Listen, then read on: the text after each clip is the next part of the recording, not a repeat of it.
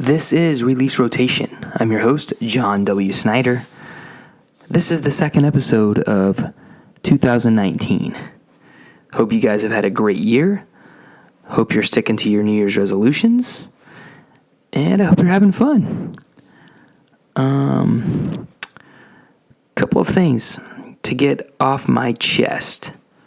First off, if you're listening, thank you. I appreciate it. It means a lot. I wish there was an easier way to track who is listening other than a number. But I wish I knew who it was so I could reach out to you and say thank you. The only way I've been able to do that is on Facebook and Instagram. And I actually haven't publicized or marketed this podcast on Twitter yet. So eventually I will get there. But for those of you who are listening and those of you who are on Instagram, thank you for your comments.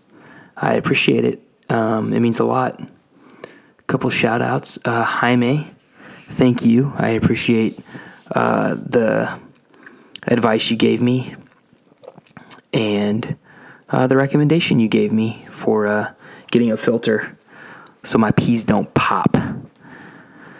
Because I know that can be annoying. So thank you for that. My family, thank you for listening because I know I saw some of you commented.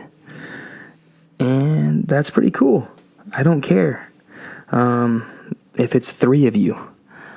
Because, like I said, I just want to do this. It's my creative outlet. And it's something I've wanted to do for a long time. If you're on Facebook, do you ever go and look at your memories? There's an option on Facebook. You can look at your memories of what you posted on this day, however many years ago. And back in December, I was looking, and from 2009, I had mentioned or posted that I wanted to start a podcast. It was December of 2009, I believe. Well, it's January of 19. And here I am, 10 years later. And I'm probably late to the game, and that's okay. It doesn't matter. There could be a ton of people doing this. I heard there's 90,000 podcasts out there right now. I don't know if that's accurate. I heard that from Conan O'Brien on his podcast. Conan Needs a Friend or Wants a Friend, or I don't know what it's called, but it's an amazing podcast because he's got some fun people on there, and it makes me laugh. But there's a ton of podcasts out there. And in 2009, there weren't that many. Do I wish I had started then? Yeah. Is it too late? No. Because here I am. And here are a ton of other people. But I think it comes down to who's going to stay with it and keep doing it. Who's going to stay consistent. And who's going to have fun doing it. Because I have a lot of fun. So here I am. This podcast is mainly going to be sports. This episode, I should say, is going to be mainly sports. Because my last one came out last Monday, and I recorded it that weekend. So one thing that I want to hit on is Clemson. Holy cow. They put it on Alabama. And Nick Saban got owned by Dabo. God, what a great name. Dabo Swinney. First off, who names their kid Dabo? I don't even know what his real first name is. And if that is his real first name, that's awesome. But Clemson is going to be around for a while, and they have been. They've been around for the last 4 years, just dominating. And then this year they dominated Alabama with a freshman quarterback and a freshman wide receiver. I don't know what their offensive line or defensive line looks like for next year, but I mean, my goodness. They're going to be around. I mean, and when it comes to college football and the NFL, you got to be out of high school 3 years. So the quarterback and the receiver are going to be around for the next 2 years for sure. And it's weird. I feel like freshmen play with out any hesitation, concern, hesitancy when they're good. And on a team like that, freshmen tend to just dominate for some reason. And then I feel like they have a little let down the next year. Not saying they won't at Clemson, but that tends to happen from what I've watched in college sports. So it'll be interesting to see what Clemson does next year. Dabo, I like the guy. I'm got a group text and a group. I don't know if you guys know what Marco Polo is, but it's a video. It's basically text messaging, but with video.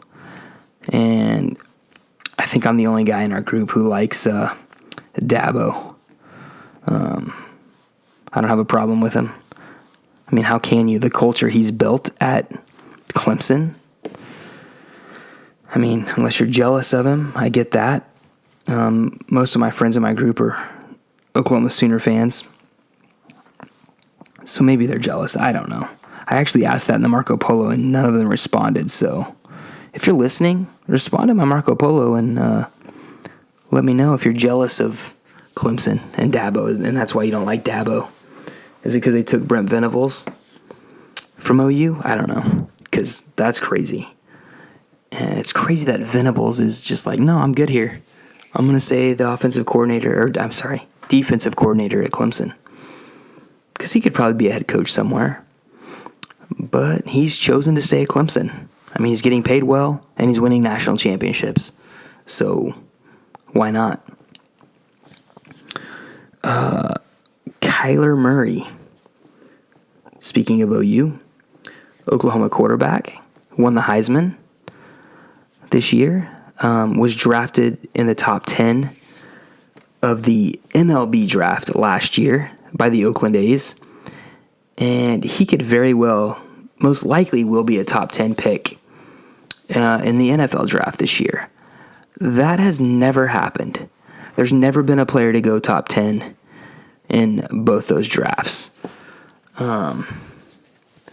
which is crazy because you had Bo Jackson and Deion Sanders, but Bo Jackson didn't go in the top 10 in either draft, who by far will be a much better athlete than Kyler Murray, that's an opinion, but that's what I think.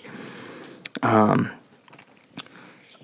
I saw Kyler Murray today was meeting with the A's, I think, and the number that was thrown out was that he wants $15 million from the A's to maybe stay in Major League Baseball. And I don't see that happening.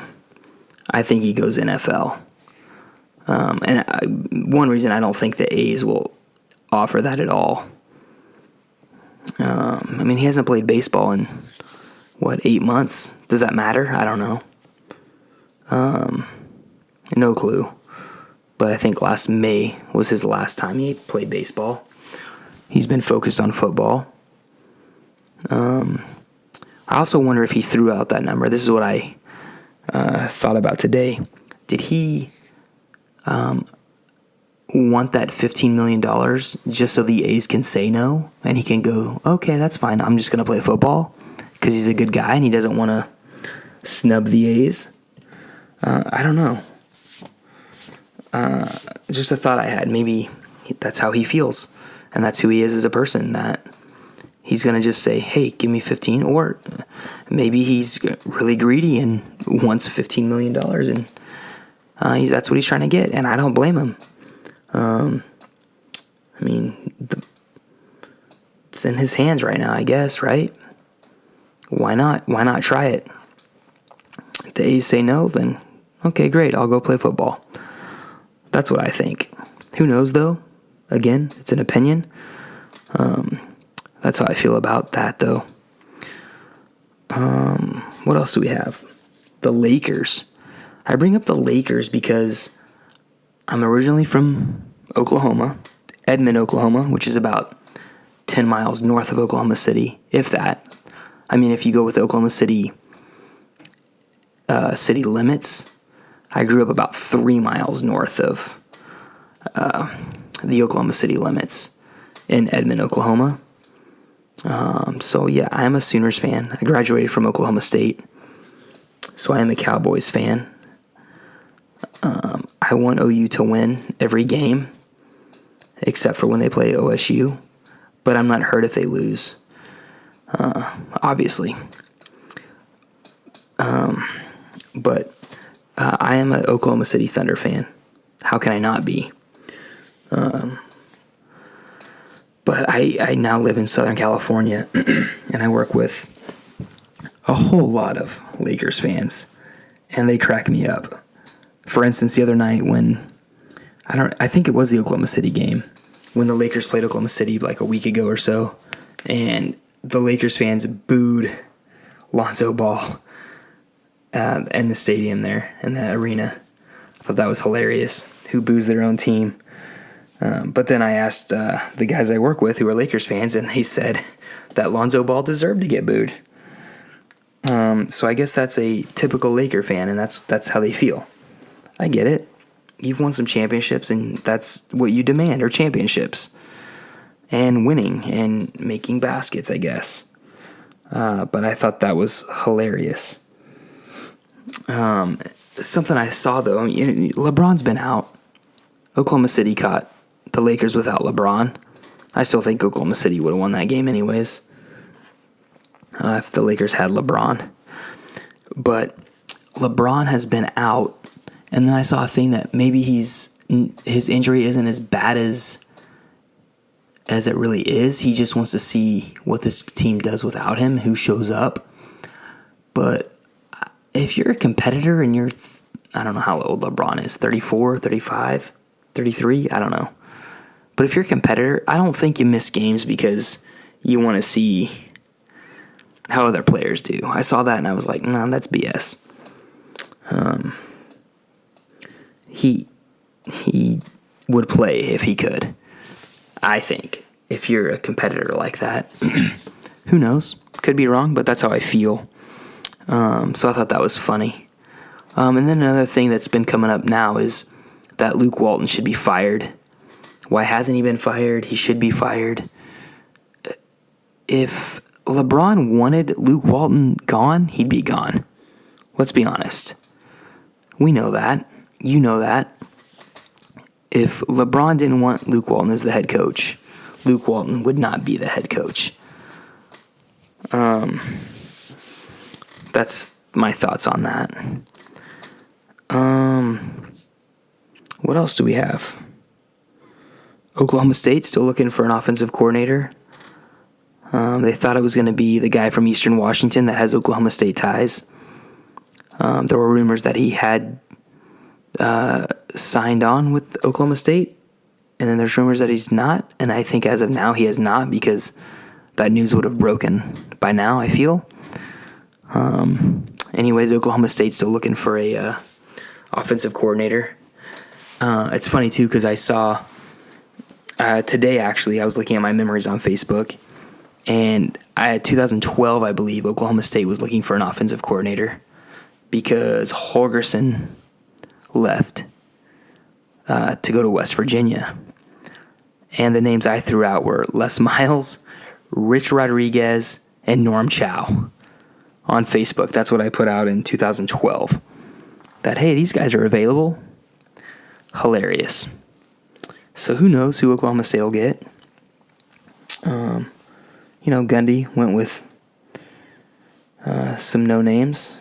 No name the last time, and now he's a coach at Ohio State. So there you go. I don't know. We'll see. Something else, which I know that because I do this podcast once a week, I am, this is old news, but I do think it's hilarious that Cliff Kingsbury went 45-50 at Texas Tech, gets fired, gets hired as the offensive coordinator at USC. USC says, no, you can't interview with NFL teams or any other teams.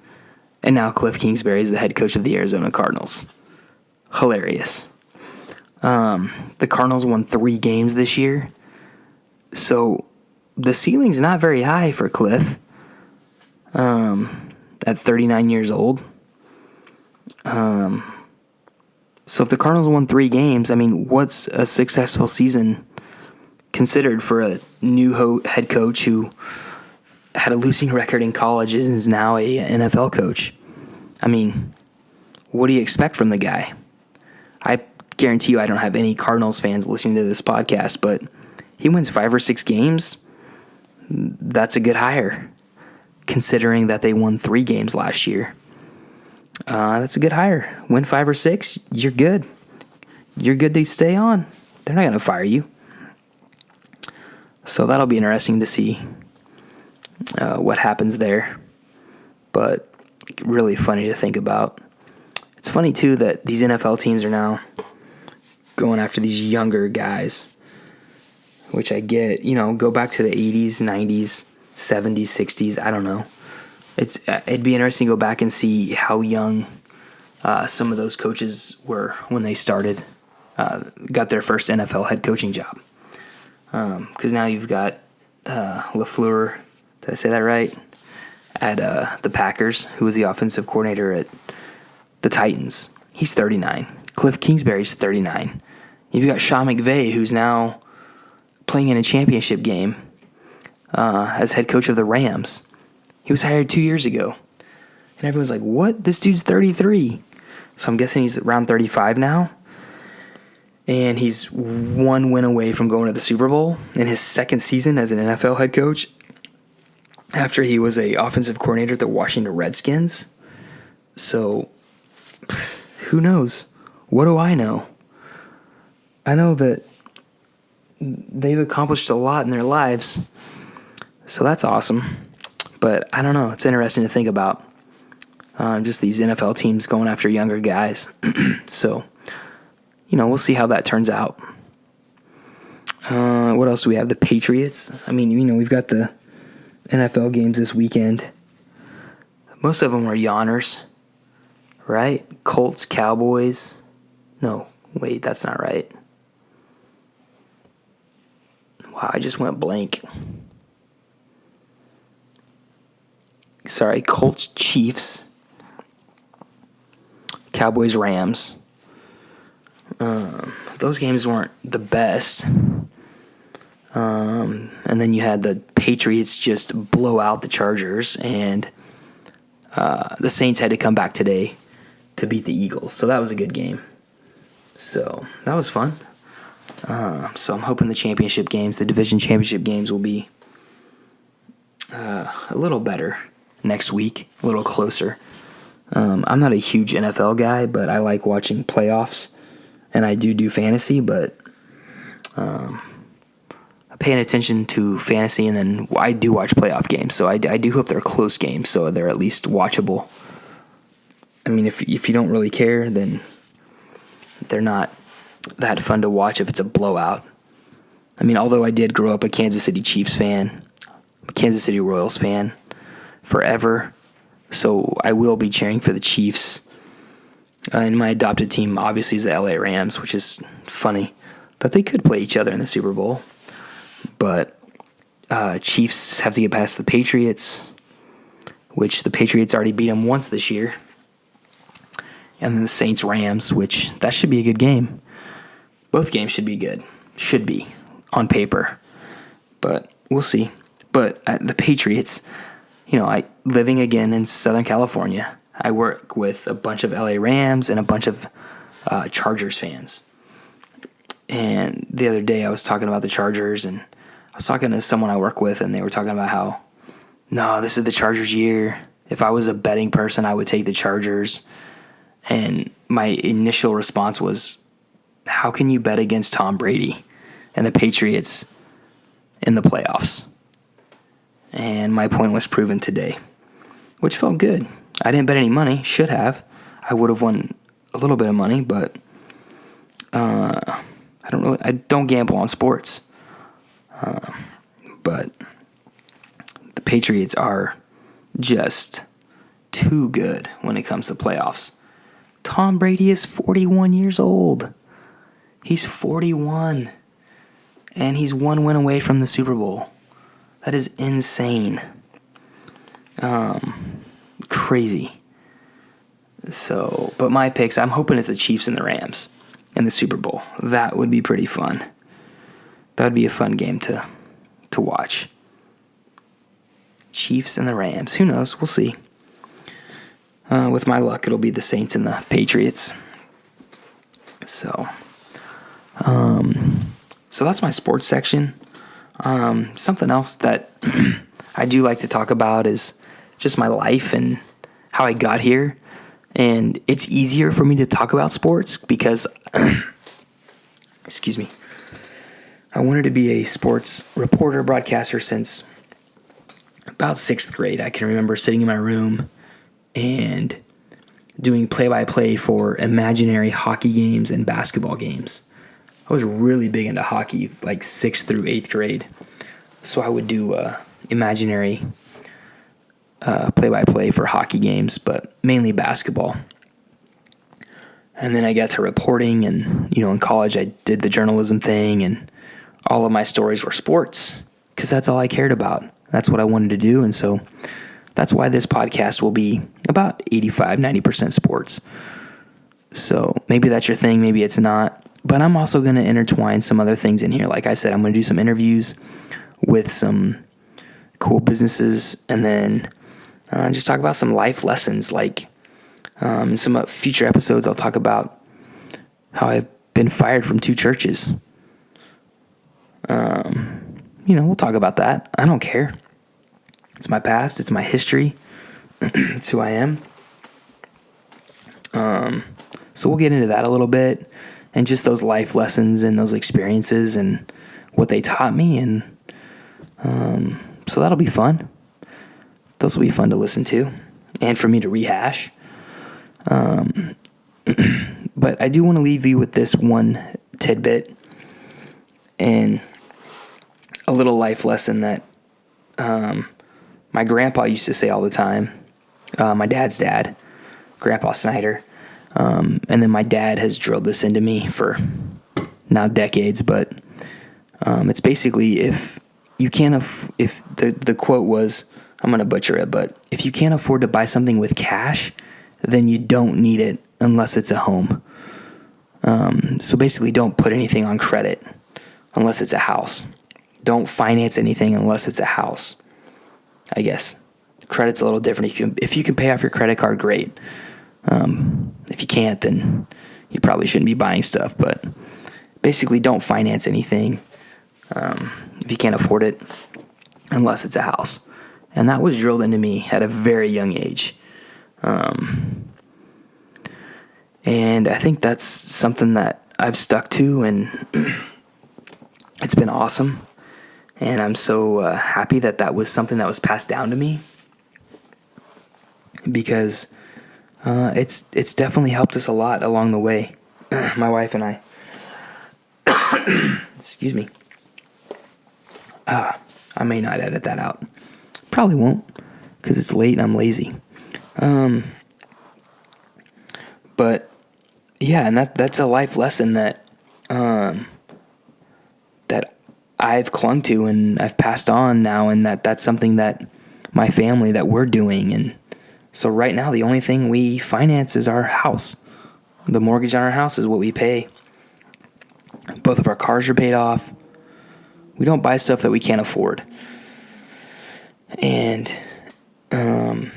that's a really good thing. And if you listen to this podcast and you hear that, I'd love to talk to you about that. If you know me, I'd love to talk to you about that and how we've done that. If you don't know me and you want to talk about it, hit me up on Twitter or Instagram at JOHNW Snyder. JOHNWSNYDER. John W. Snyder. You can find me there on Instagram or Twitter with that username. But that's just something that has stuck with me, and that I can't wait to pass on to my kids, because it's definitely given us some freedom in certain areas of our lives. And so it's really cool to have that passed down generation after generation. This is Release Rotation. Thanks for listening. I know this was a long one, but I like talking about sports, as you can tell. That was 90% sports. Thanks, and we will talk next week. Have a good one.